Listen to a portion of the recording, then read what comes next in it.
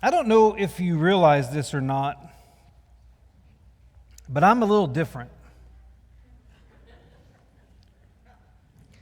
In fact, I think we all are a little different. Some way, somehow, there is something strange and unique and different about every one of us. It can be a particular taste, a particular personality trait, a particular interest or hobby, or whatever it is. We're all a little different. But you're not up here and I am. So I'm going to share with you some ways in which I am in particular different. I might live to regret this later, but I'm still going to do it. Now, I'm different in part because I have some different food habits. One of those has to do with Miracle Whip. Now, some people love Miracle Whip. Some people hate Miracle Whip. I grew up in a household where this was the basic condiment we had. And so when I eat hamburgers and hot dogs at home, they are topped with Miracle Whip because that's what I grew up on. And a lot of people find that strange. You probably have a food habit at home as well, something that everyone else would be disgusted by, but you absolutely love it. Now, I'm also a little different because my greatest arch enemy in the world is nail files. I don't know the origin of this. I don't know the psychology of this, but I hate nail filing. Actually, it's not just that I hate nail filing, but it does something to me that drives me crazy. Literally at my home, Sarah has to go to another room and hide if she wants to file her nails. Because as soon as I hear it, I start having to wipe my nails off. I start getting cringy. I don't know what it is. Sarah thinks it's because my mom used to file her nails so much growing up that has stuck in my brain. I don't know. But if you file your nails around me, I'm either going to have to leave or I'm going to scream at you. One or the other. Don't test me. It will happen. Another way that I'm different, you know this one, has to do with Chick-fil-A. But it's not just because I like Chick-fil-A. Let's be honest. The reason I like Chick-fil-A is because when it comes to fast food, they're the highest quality, they're the cleanest, and their people are the nicest. It really isn't about how great. I'm going to choose Cheesecake Factory over Chick-fil-A. Don't get me wrong. I'm going to choose a nice home-cooked meal over Chick-fil-A. Don't get me wrong. But here's what makes me incredibly different when it comes to Chick-fil-A. Last year, without really trying, I managed to hit 52 different Chick-fil-A's. 52 different Chick-fil-A locations. So I averaged one Chick-fil-A location a week. I thought that was interesting. So I set a goal that in 2025 I would make it to 100 different Chick-fil-A locations. As of this weekend, I've hit 75. I'm a little different. We all are a little different. We all have quirks, we all have habits, we all have personality traits that make us different. But different isn't a bad thing. In fact, the Bible instructs us to be different. In his first letter, Peter repeatedly emphasized our need to be strange, as he would call it. In fact, he identified his audience as pilgrims or exiles or aliens or strangers on this earth, depending on which translation you use. And look at what he said in 1 Peter chapter 4, verses 1 through 4. He said, "Therefore, since Christ suffered for us in the flesh, arm yourselves also with the same mind, for he who has suffered in the flesh has ceased from sin, that he no longer should live the rest of his time in the flesh for the lusts of men, but for the will of God. For we have spent enough of our past lifetime in doing the will of the Gentiles, when we walked in lewdness, lusts, drunkenness, revelries, drinking parties, and abominable idolatries. In regard to these, they think it strange that you do not run with them. What Peter is saying is that the world should look at us as Christians, as followers of Christ, as disciples, and think it's weird that we don't do the things they do. In other words, Peter is saying that strangeness or being different is part of the call to follow Jesus.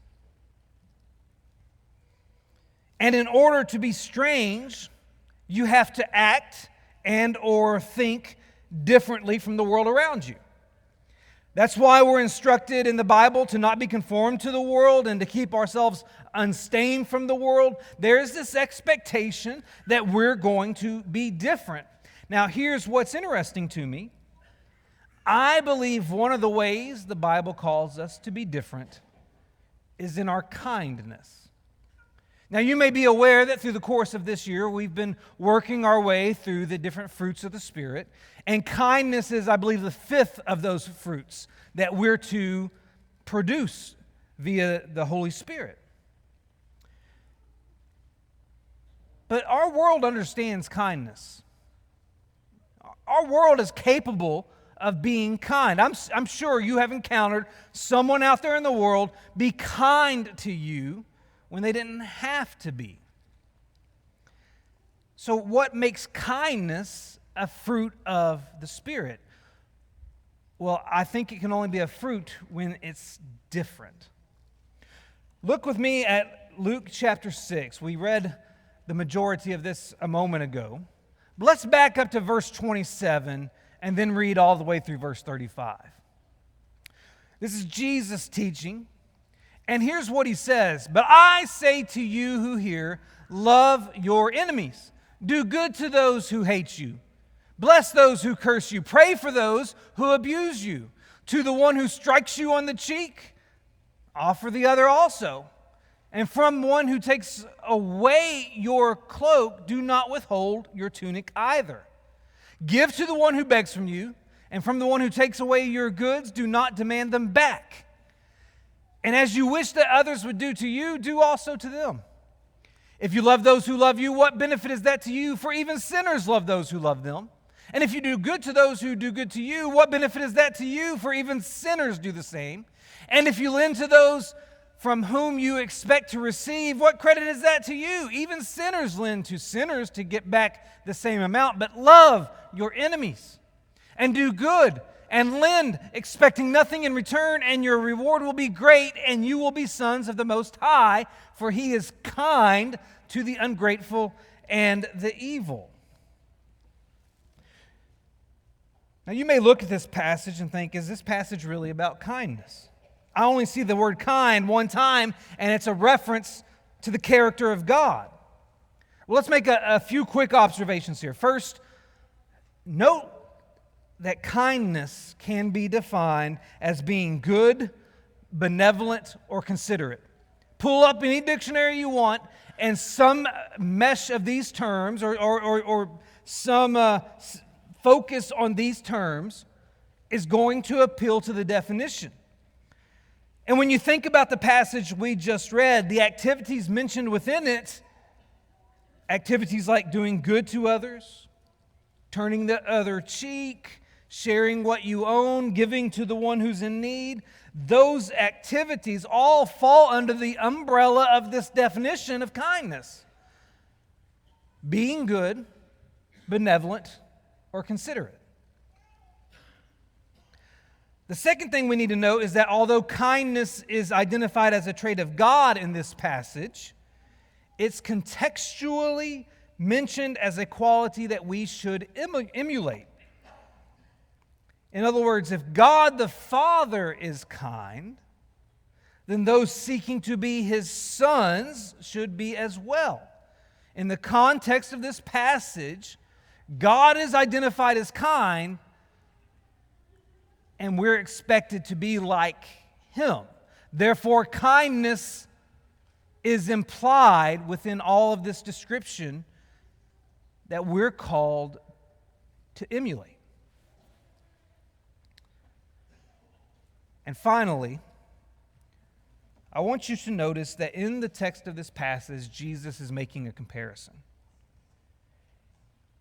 He says, if you love those who love you, what benefit is that to you? For even sinners love those who love them. If you do good to those who do good to you, what benefit is that to you? Even sinners do the same. If you lend to those from whom you expect to receive, what credit is that to you? Even sinners lend to sinners to get back the same amount. Jesus is comparing his primary audience, which was comprised of disciples, according to verse 17 and 20 of this chapter. He's comparing disciples. Those are the ones that he's referring to when he says you throughout this passage, and he's comparing them to sinners, which in this passage is a generic reference to those who do not follow him. And in this comparison, he indicates that sinners are capable of being kind. They can love those who love them, and they can do good to those who do good to them. They're capable of kindness. And so the point Jesus is making is that he expects his disciples to be different when it comes to kindness, because kindness at its core is something everyone is capable of. So in order for disciples to be strange, to be different, to be unique, their kindness has to be different than the kindness that sinners are capable of. Hopefully you followed me through all that. Because what I want to do this morning is consider how a disciple's kindness is supposed to be different. And let's start with this. Our kindness as disciples is to be different because of who receives it, because of who we are kind to. You know, the basic expectation of the Old Testament was that you would love your neighbor as yourself. That's stated in Leviticus chapter 19 and verse 18. In other words, your kindness must include your neighbor according to the Old Testament. And you know what? Jesus had no issue with that.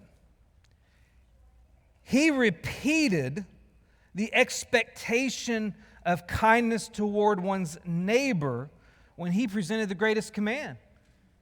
And the second half of the greatest command is, you shall love your neighbor as yourself. He's quoting Leviticus chapter 19. But do you realize Jesus modified who the recipient of our kindness is? He did this actually in the parable of the Good Samaritan. I don't have it on the screen, but the parable begins with the question, who is my neighbor? A scribe had come up to Jesus talking about the love your neighbor as yourself command. And he's like, well, who constitutes my neighbor?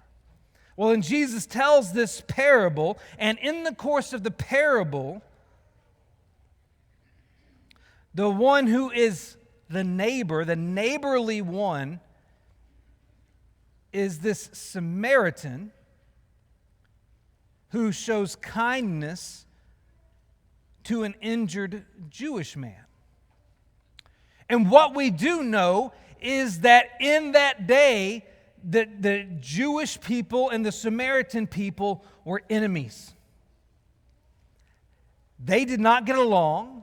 They did not like one another. They did not socialize with one another. They were, for all intents and purposes, enemies of one another. So Jesus takes a parable featuring two different ethnic groups who are aligned as enemies and says, this is the person that's supposed to be your neighbor. Regardless of your ethnicity, the neighborly one is the one who shows kindness, essentially.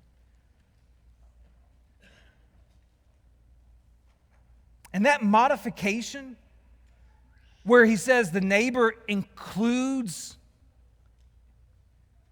even people who are your enemies, that's significant because when we do get here to Luke 6, this passage we've been focused on, twice Jesus is going to say, love your enemies. Not once, twice. When you get something repeated in that short a span of time, that means it's important. That means it matters. That means that that's the point. Love your enemies. Kindness is not supposed to be limited to people we say are our neighbors, people we're close to, people we like, people who are similar to us. No, kindness must be extended beyond that to include people that might even be our enemies.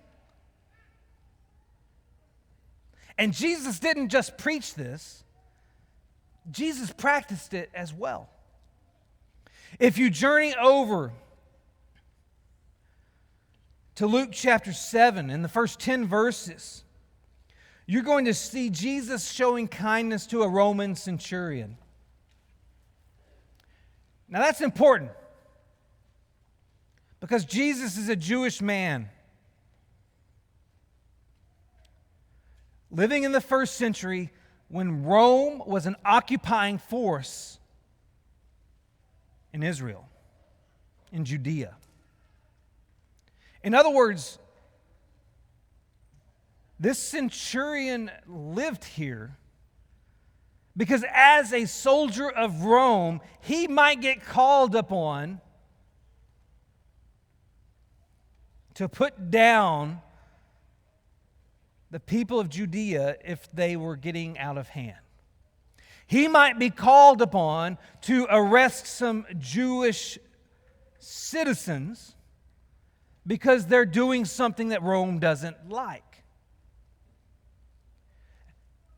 The Jewish people were not pleased with the presence of Rome in the promised land, in land that was supposed to be their inheritance from the Lord. And for the average Jewish person, the centurion represented their enemy. And despite the social and political tensions between the Jews and Romans, this centurion approached Jesus asking for him to heal his servant. And Jesus readily agreed to do so. But this centurion looked at Jesus and said, "Hey, you don't have to come all the way to my house. If you just say the word, he'll be healed." Jesus didn't just say the word and heal the servant. He praised the centurion's faith in the moment. He showed kindness to someone who categorically should have been his enemy. Jesus did the same thing to a tax collector. If you go to Luke chapter 19, first 10 verses there, we read the story of Zacchaeus. Jesus is in Jericho, and here's Zacchaeus, this man who works in an occupation that everyone hates. This man who represents the Roman government because he collects taxes for them.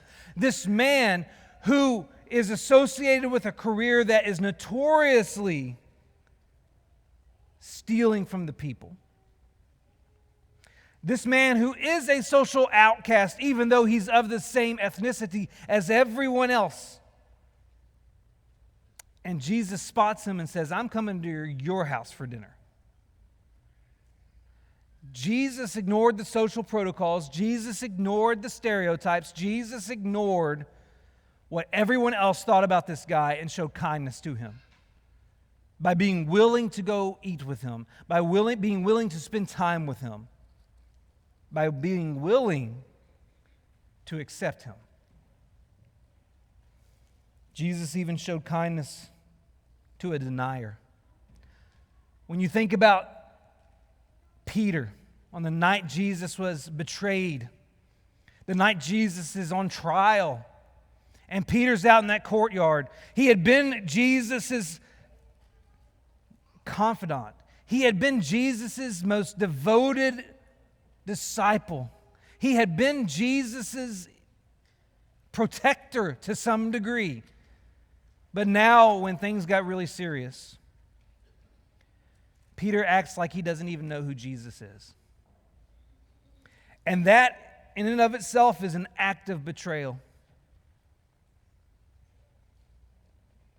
And yet, after Jesus' resurrection, he meets with Peter on the shores of Galilee and gives him the opportunity to pronounce his love for Jesus the same amount of times he denied Jesus. There's tremendous kindness shown by Jesus to someone who metaphorically stabbed him in the back, to someone who turned on him in his time of greatest need. You see, Jesus didn't just preach kindness, he practiced it with people that could have been labeled his enemies. See, our kindness is to be different because even our enemies receive it. That means I must be willing to be kind even to someone who possesses a different political perspective than me. In this day and age, politics can be the greatest grounds of enemy development there is. And I must be kind even to the person who votes differently than me, even to the person who supports a different cause than me, even to someone who views morals and ethics differently than me. To them, I must be kind. I must be kind to those who have a different faith system than me, to those who may even be antagonistic to my faith system, to those who may not even have a faith system, to those who may worship and serve a different deity and adhere to a different text of religion. I must be kind. Think about anyone and everyone that could categorically be an enemy of yours. And what Jesus is saying when he tells us to love our enemies is that our kindness must be extended to them as well. That's how kindness can be and will be different from that of the world. But we also need to note that our kindness will be different because of how it is extended to others as well. You know, we live in a world that loves reciprocity. Reciprocity means, in terms of kindness, I give you a gift, so now you're expected to give me a gift. You invited me to this event, so now I'm expected to invite you to that event. I paid for this meal, so you pay for that meal. You did this for me, so I'll do that for you. If you don't believe we operate on the reciprocity principle, then why do you send thank you notes when you get a gift? Why do you send Christmas cards to people if you don't operate on the reciprocity principle? Why do you buy Christmas presents for certain people if you don't operate on the reciprocity principle? Because I know you've given gifts to people you don't want to give gifts to. I know you've sent cards to people you don't want to send cards to. And I know you've written thank you notes that you never wanted to pen. Because we do it at times simply because we know that the social protocol is to reciprocate what someone already did for us. And I'm not saying that's a bad thing. What I am saying is that Jesus in this text eliminates reciprocity as a reason for kindness. Look at what he said about kindness, particularly in verse 35. But love your enemies and do good and lend, expecting nothing in return. Now, certainly, he is specifically saying, when you lend someone something, don't expect them to pay it back. Don't expect to get it in return. But let's broaden that. When it comes to being good, when it comes to kindness, I think we could imply that he's saying we shouldn't be kind to others because we want them to return the favor or because we want to receive some sort of acknowledgement, adoration, or accolade. I think Jesus is trying to communicate that we shouldn't do anything out of kindness with the intent of it being reciprocated. He's saying that we should be kind because it's the right thing to do, and therefore we should do it with zero expectations. Do you remember what Jesus said about those who practice their righteousness before other people in order to be seen by them? That statement comes from Matthew chapter 6 and verse 1, and in the following verses, he'll talk about giving to the needy, he'll talk about praying, and he'll talk about fasting.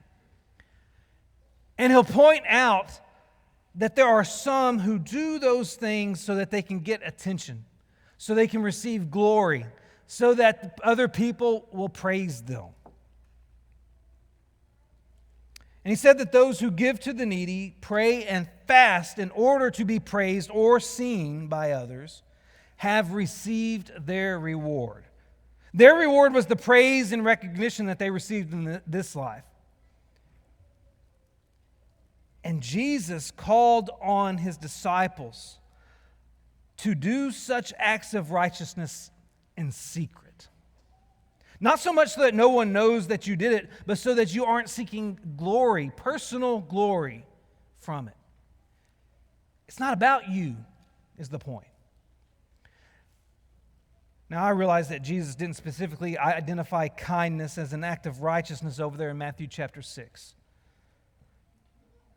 But kindness, which we've already defined as being good, benevolent, or considerate, and we've associated it with intentional activities, including sharing what you own and giving to those in need,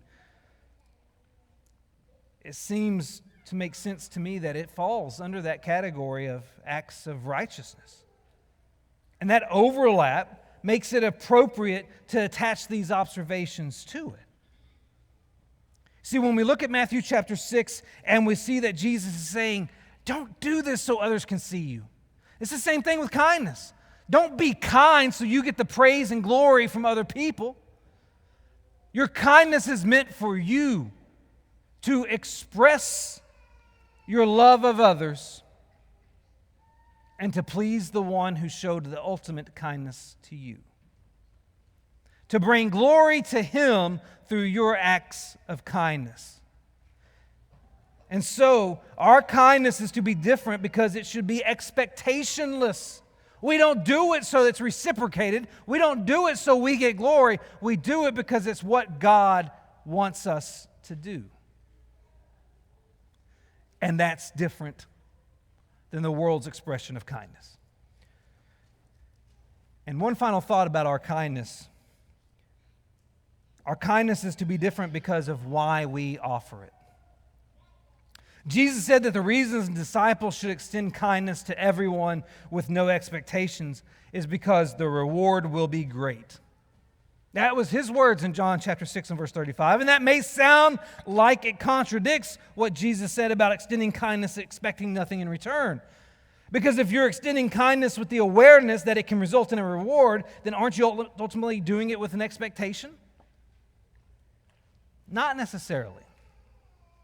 As we just talked about a minute ago, Jesus instructed us to practice our righteousness, that is our giving, our praying, our fasting in secret, so that we're not doing those things to receive glory for ourselves.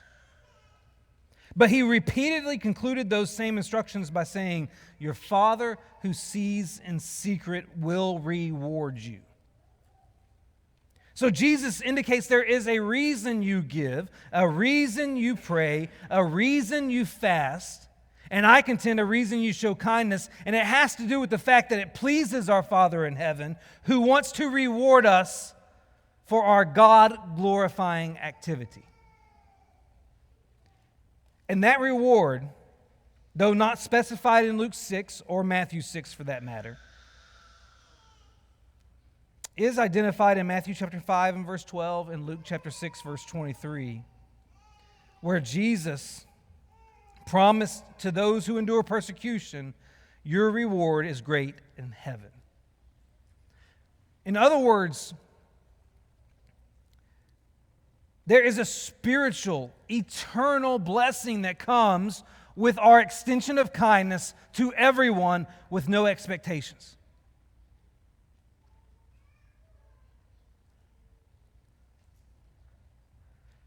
And so we don't extend kindness so that we can receive an earthly reward.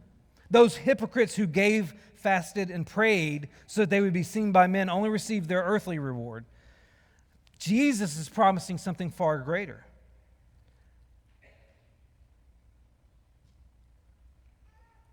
And I think this is what Solomon was referring to when he wrote Proverbs 21, verse 21. Whoever pursues righteousness and kindness will find life, righteousness, and honor.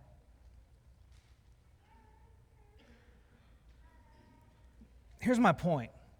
Our kindness must be different because it's focused on heaven. We're not focused on what we can get out of this life. We're focused at what God plans to do for those who show kindness to others in the next life. We're not looking for something in return here, but we're looking to something that we will be blessed with there. That's a different reason for showing kindness than what the world understands and what the world comprehends. This morning, we're launching into this study of kindness. We're going to spend the next few weeks examining what kindness entails and how we can show kindness, how that fruit will be produced through us. But first, we needed to understand that kindness has to be different. We can't just be kind like everybody else in the world, because that doesn't separate us. That doesn't distinguish us. That doesn't make us different. But I do want to conclude by talking about the lasting impact of kindness. This past spring break, my family got to go visit some national parks and historical sites associated with the National Park Service. And one of the places we got to go was Appomattox Courthouse. That's where the Civil War technically ended, because it's where Robert E. Lee surrendered the Confederate Army to Ulysses S. Grant. And there's a story told about the surrender of the Confederacy at Appomattox Courthouse. General Grant, who actually his initials U.S. Grant, Ulysses S. Grant, which for you history nerds, his middle name did not start with an S. He got the initials because it stood for Unconditional Surrender Grant. That was his policy when he was a military man. But at Appomattox Courthouse, as he faced off with Robert E. Lee and defeated him, he showed great and unusual kindness toward Robert E. Lee. He allowed General Lee to ride freely in and out of the area on his own horse. He also allowed the Confederate men to keep their possessions and their horses. He gave them food because they were out of rations. And he let them return home undisturbed. General Lee was permanently touched by Grant's kindness, and after the war, he became the president of a college in Virginia, if I understand correctly. And on one occasion, one of his fellow instructors began to speak poorly of General Grant, assuming that the former general of the Confederacy would be sympathetic to his comments. But Robert E. Lee told the man, "If you ever again presume to speak disrespectfully of General Grant in my presence, either you or I will sever his connection with this university." All because General Lee had received such kindness from General Grant during the most disappointing, devastating, and humiliating point of his entire life. The point is, Robert E. Lee didn't remember General Grant's military acumen. He didn't have a lasting impression of General Grant's appearance or physique or intellect. What he remembered most about General Grant was his kindness. kindness stays with people. As we consider the fruits of the Spirit that we are to bear, let's not forget the power of the fruit of kindness. It might be the fruit that opens the door for someone to listen to you, maybe even to follow you towards Christ. But that fruit's going to have to be different. Different from the kindness that the world presents. This morning, as we gather here, if you haven't been kind the way that Jesus was kind, or the way that Jesus told us to be kind, then maybe you need to change something.